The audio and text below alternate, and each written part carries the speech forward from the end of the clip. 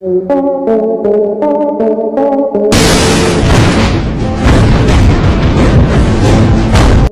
विश्व इतिहास में कई बड़े बड़े लीडर हुए जिन्होंने पूरी दुनिया पर राज करने के सपने देखे और उन्हीं में से एक था तानाशाह हिटलर। जब बात आती है विश्व इतिहास की तो तानाशाह हिटलर की बात ना आए ये तो हो ही नहीं सकता।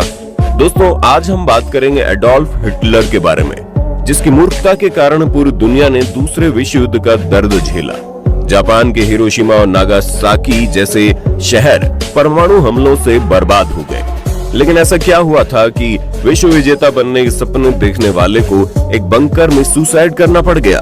ऐसा क्या हुआ होगा जिसने हिटलर जैसे तानाशाह को सुसाइड करने पर मजबूर कर दिया? तो आज हम जानेंगे एडोल्फ हिटलर के जीवन की पूरी कहानी। बने रहिए हमारे साथ। दोस्तों, तानाशाह हिटलर का जन्म सन 1889 में ऑस्ट्रिया में हुआ था। हिटलर की शुरुआती शिक्षा लिंज नामक स्थान पर हुई। हिटलर पिता की मृत्यु के बाद 17 साल की आयु में वियना चले गए। ये दौर था प्रथम विश्व युद्ध का, जिसमें अलग अलग देश एक दूसरे से लड़ रहे थे।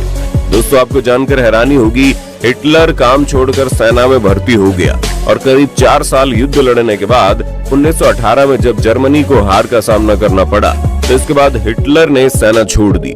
इस 4 साल चले विश्व युद्ध में जर्मनी की हालत अस्त व्यस्त हो गई थी। ऊपर से जीते हुए देश ने जर्मनी पर कई प्रतिबंध लगाए, जिससे जर्मनी में बेरोजगारी, भुखमरी का संकट चल रहा था। इसी दौर में बहुत जरूरत थी फिर एक लीडर की जो आम आदमी के साथ खड़ा हो सके, क्योंकि वहाँ के लोगों में तत्कालीन शासकों पर भयंकर गुस्सा भरा हुआ था। तो फिर हिटलर ने इस मौके को हाथों हाथ लिया और उसने एक पार्टी बना डाली जिसका नाम था नाजी पार्टी। इस पार्टी का मुख्य उद्देश्य था कि यहूदियों को मिले सब अधिकारों को छीन लिया जाए, क्योंकि उनका मानना था कि विश्व युद्ध में यहूदियों के कारण ही जर्मनी की पराजय हुई। नाजी पार्टी की सोच को पूरे विश्व में नाजीवाद कहा जाने लगा। हिटलर ने आर्थिक रूप से टूट चुके जर्मनी को लोगों का अपने ओजस्वी भाषण से जन समर्थन हासिल कर लिया। हिटलर ने नाजी पार्टी के सिद्धांतों को अखबारों के जरिए लोगों को पहुंचाने में कोई कसर नहीं छोड़ी और साथ ही जर्मन सरकार को उखाड़ फेंकने के उद्देश्य से एक सैनिक टुकड़ी भी तैयार की, जिसकी विशेष भूरे रंग की पोशाक हुआ करती थी। हिटलर ने 1923 में जर्मन सरकार को उखाड़ फेंकने की कोशिश की, जिसमें उसे मुंह की खानी पड़ी। इसी घटना के बाद उसे 13 महीनों तक जेल में भी रहना पड़ा। जेल में रहने के दौरान उसने अपनी आत्मकथा मीन कैंप, जिसका हिंदी अर्थ है मेरा संघर्ष, नामक पुस्तक लिख डाली। इस पुस्तक में उसने लिखा कि जर्मन पूरे विश्व में सबसे श्रेष्ठ है, इसलिए उन्हें पूरे विश्व पर राज करके उसका नेतृत्व करना चाहिए। फिर जैसे जैसे लोगों को उसने ये समझाया, उसके बाद जर्मनी के लोगों का समर्थन उसे मिलता चला गया। जेल से रिहा होने के बाद उसने अपनी बढ़ती लोकप्रियता को देखकर 1932 में होने वाले चुनाव लड़ने का फैसला किया, लेकिन इन चुनावों में उसे सफलता नहीं मिली। लेकिन फिर अगले ही साल हिटलर चुनाव जीतने में कामयाब हो गया और 1933 में जर्मनी का चांसलर बन गया। इसके बाद शुरू हुआ हिटलर का अत्याचार। सबसे पहले उसने पूरी संसद को भंग कर दिया। विपक्षी साम्यवादी पार्टी समेत सभी विपक्षी पार्टियों को अवैध घोषित कर दिया और यहूदियों का नरसंहार किया। उन पर अत्याचार के खूब कोड़े बरसाए। खुद को जर्मनी का राष्ट्रपति और सर्वोच्च न्यायाधीश भी घोषित कर दिया। अब इन सब के बाद उसकी नजर थी दूसरे देशों पर राज करने की, इसलिए उसने जर्मन जाति के लोगों को ट्रेनिंग देने के आदेश दे दिए। इसके बाद हिटलर पूरे विश्व में विशाल जर्मन साम्राज्य की स्थापना के लिए सभी वैश्विक संधियों को तोड़कर पड़ोसी देशों पर हमला करने लगा। इसमें इटली के तानाशाह और जापान ने भी उसका समर्थन किया। विश्व विजय का लक्ष्य लिए इस ताकतवर तिकड़ी के खिलाफ विश्व के तमाम देश एक साथ आ गए, जिसमें अमेरिका, ब्रिटेन, फ्रांस और सोवियत संघ भी शामिल था। सबसे पहले हिटलर ने पोलैंड पर हमला कर बड़ी आसानी से विजय हासिल कर ली। इस विजय के बाद वो रुका नहीं, बल्कि 9 अप्रैल सन 1940 को हिटलर ने नॉर्वे और डेनमार्क पर हमला कर दिया। यहाँ भी विजय मिलने के बाद हिटलर के हौसले और बुलंद होते चले गए, जिसका नतीजा ये हुआ कि उसने फिर बेल्जियम, हॉलैंड और फ्रांस पर भी हमला बोल दिया। साथ ही अपने इरादे साफ कर दिए कि जर्मनी अब पीछे नहीं हटने वाला और इसलिए फ्रांस को जर्मनी के आगे मुंह की खानी पड़ी। फ्रांस ने जर्मनी के आगे सरेंडर कर दिया। तानाशाह हिटलर यहाँ भी नहीं रुका। उसका अगला टारगेट था ब्रिटेन। जर्मनी के फाइटर एयरक्राफ्ट ने ब्रिटेन में घुसकर हमला बोल दिया, लेकिन ब्रिटेन ने भी जैसे कच्चे चने नहीं चबाए हुए थे। उसने न सिर्फ जर्मनी से आंख मिलाकर मुकाबला किया, बल्कि हिटलर के इरादों पर पानी फेरते हुए जर्मनी को परास्त कर दिया। ये पहली बार हुआ जब हिटलर को अपने दुश्मन के आगे मुंह की खानी पड़ी थी। पर अब इसके बाद भी हिटलर रुका नहीं। उसने अब सीधे रूस पर हमला बोल दिया। रूसी सेना को हिटलर की इस चालाकी की खबर भी नहीं थी। तभी हिटलर ने रूस के बड़े हिस्से पर कब्जा कर लिया। लेकिन जैसे ही रूसी सेना ने पूरी ताकत और पूरी तैयारी से हिटलर की सेना का सामना किया और जर्मन सेना को आगे बढ़ने से पहले ही घेर लिया। इसके बाद हुई भीषण जंग में एक बार फिर तानाशाह हिटलर को ब्रिटेन में परास्त होने के बाद दूसरी बार मुंह की खानी पड़ी। इसके बाद मित्र देश जैसे अमेरिका, सोवियत संघ, ब्रिटेन और फ्रांस ने रणनीति बनाई कि आगे एक साथ मिलकर हिटलर के इरादों पर पानी फेरने का काम करेंगे तो हमें सफलता मिलेगी। इसके बाद ब्रिटेन, अमेरिका, फ्रांस और रूस ने मिलकर इटली पर हमला बोल दिया और हिटलर का सहयोगी इटली का तानाशाह मुसोलिनी को सरेंडर करने पर मजबूर कर दिया। और मित्र देशों के इस हमले से हिटलर को बड़ा झटका लगा और फिर अमेरिका ने जापान के हिरोशिमा और नागासाकी पर परमाणु वार कर जापान के साथ साथ हिटलर की भी कमर तोड़ कर रख दी।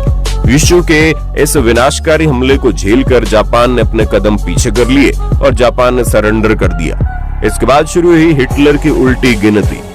उसके दोनों सहयोगी देश उसका साथ छोड़कर पीछे हट चुके थे। उसे लगातार हार का सामना करना पड़ रहा था। विश्व विजेता बनने के सपने देखने वाले जर्मनी को अब अपना घर बचाना मुश्किल दिख रहा था। हार की वजह उसके अपने ही लोग थे जो उसकी मूर्खता और सनक के कारण दुश्मनों को खुफिया जानकारी मुहैया करवा रहे थे और लगातार मित्र देशों की सेनाएं जर्मनी की ओर बढ़ रही थी। हिटलर ने अपने आप को बचाने के लिए बर्लिन में एक खुफिया बंकर में शरण ली, जिसमें उसके साथ कुछ भरोसेमंद सैन्य अफसर और उसकी गर्लफ्रेंड भी थी। अब मित्र देशों की सेनाओं को तलाश थी तो बस तानाशाह हिटलर की, और वो उसे तलाशने के लिए लगातार आगे बढ़ती जा रही थी। लेकिन हिटलर को भरोसा था कि जर्मनी की सेना दुश्मनों को जर्मनी में घुसने नहीं देगी। लेकिन मित्र देशों की सेना ने जर्मनी के सभी दांव पस्त कर दिए और जिसे देखकर हिटलर के पास सिर्फ दो ही रास्ते दिख रहे थे। एक तो वो खुद को बाहर निकालकर सरेंडर कर दे, दूसरा कि वो आत्महत्या कर ले, क्योंकि कहा जाता है कि जैसे उसके मित्र इटली के तानाशाह मुसोलिनी की हत्या कर उसकी डेड बॉडी के साथ लोगों ने जो बर्बरता की थी, उसे याद करके हिटलर कभी नहीं चाहता था कि वो दुश्मनों के हाथ लगे या सरेंडर करे।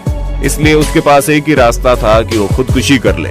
कहा जाता है हिटलर खुदकुशी करने का मन बना चुका था। इससे पहले उसने अपनी गर्लफ्रेंड को प्रपोज कर दिया, उससे शादी करने के लिए कहा। इसके बाद वहां मौजूद सैन्य अफसरों की मदद से एक प्रीस्ट को लाया गया।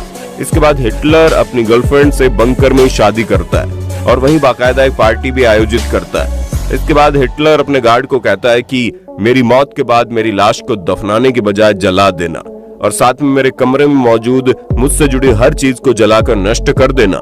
ये सुनकर गार्ड पूरी तरह हैरान हो जाता है कि हिटलर एक ईसाई होकर भी ऐसा क्यों कह रहा है, क्योंकि ईसाई धर्म में डेड बॉडी को जलाने की बजाय दफनाया जाता है। इसके बाद वो एक विशेष प्रकार के जहर साइनाइड का अपने पसंदीदा कुत्ते पर प्रयोग करता है, जिसके तुरंत बाद उस कुत्ते की जान चली जाती है। जैसे हिटलर को जानकारी मिलती है कि बर्लिन शहर पूरा खंडर हो चुका है और उसे बचाना अब नामुमकिन हो गया है, वो खुद को अपनी गर्लफ्रेंड के साथ बंकर के ही एक कमरे में बंद कर लेता है और कुछ ही देर बाद गार्ड को हिटलर के कमरे से अचानक गोली चलने की आवाज सुनाई देती है।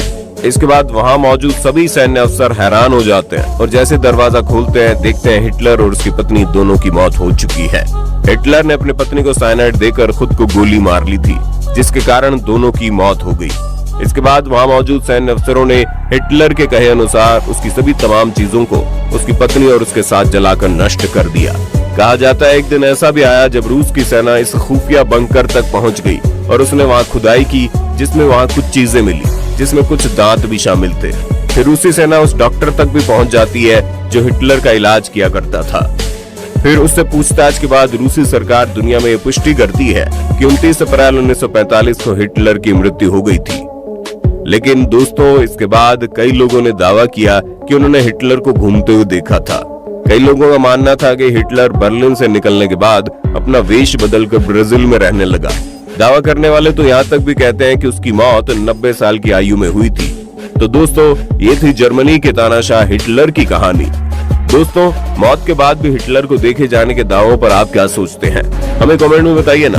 तो दोस्तों, इस वीडियो में फिलहाल इतना ही। मिलते हैं अगले वीडियो में। अगर दोस्तों आपने अभी तक चैनल को सब्सक्राइब नहीं किया तो जल्दी से चैनल को सब्सक्राइब करें और बेल आइकन को दबाना ना भूलें। और जल्दी से इस वीडियो को अपने सभी दोस्तों और अपने रिश्तेदारों को शेयर करें ताकि उन्हें भी पता चले कि आखिर हिटलर कौन था। शुक्रिया दोस्तों।